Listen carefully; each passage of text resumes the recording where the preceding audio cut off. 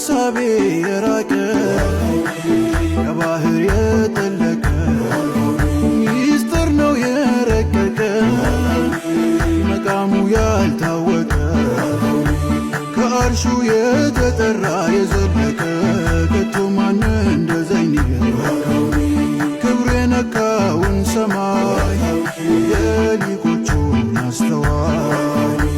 ያንን ሰው ባይኔ ሳላይ አትገባም ጀንበር ፀሐይ እንደሱ ያማረ ቆንጆ እኔም ማያይ እስካለው በዘመኔ ዋልከውኒ ሰላም አለይከ